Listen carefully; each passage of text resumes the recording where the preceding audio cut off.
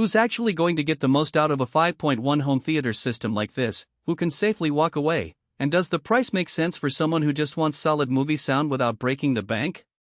Those are the three questions that keep most shoppers up at night, especially when every brand on the shelf promises cinematic bass and studio-grade clarity. Link is in the description if you want to check the product details on Amazon, and I'm going to walk through the practical side of the Fluance Signature HiFi 5.1 set so you can decide if it belongs in your living room. First off, let's talk about the kind of room you're dealing with. The Fluance system comes with two floor-standing towers, a center channel, two rear surrounds and a 10-inch DB10 subwoofer. In a typical suburban living room, say, 12 by 18 feet with a decent amount of soft furnishings, this layout can fill the space with a convincing, enveloping soundstage. I've seen the towers sit about 3 feet from the side walls, the center right under the TV, and the surrounds tucked behind the main seating area. The subwoofer, because it's a sealed 10-inch design, can live in a corner or even on a carpeted shelf without causing a rumble that rattles pictures on the wall. If you're in a cramped studio apartment, you'll quickly discover that the floor-standing towers dominate floor space and the sub can become a bit boomy. In that scenario, you might be better off with a compact bookshelf 5.1 kit or a soundbar with a wireless sub. Now, why would someone choose this system over a more premium brand? The biggest value driver is the timbre-matched design. Fluance has engineered the two towers, center, and surrounds so that the drivers share the same acoustic fingerprint.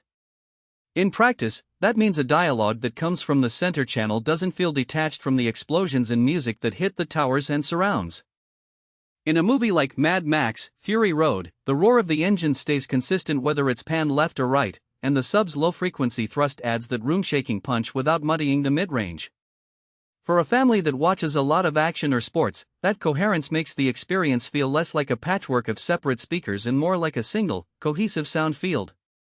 That said, the system isn't a magic bullet for every situation. One hidden trade-off is the need for a decent AV receiver that can actually drive the dual 8-inch woofers in each tower and handle the 10-inch sub's power requirements. If you're still using a basic stereo receiver or the built-in TV speakers, you'll end up with a lot of untapped potential. In my testing, pairing the Fluance set with a mid-range 5.1 receiver that supports at least 100 watts per channel gave the towers enough punch to fill the room without distortion, but cheaper receivers started to clip on heavy action scenes. So budget-conscious buyers need to factor in that extra cost for a compatible amp. Let's talk about the practical strengths that show up in everyday use.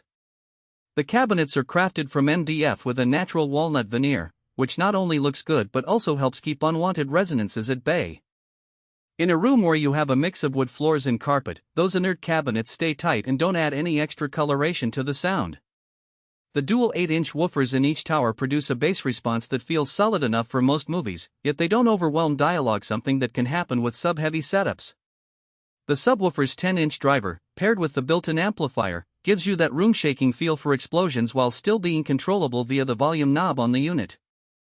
I found that a single sub placed near a wall, with a slight toe in toward the listening spot, delivered a balanced low end without the rattling that some larger 12-inch subs can cause in a typical residential floor.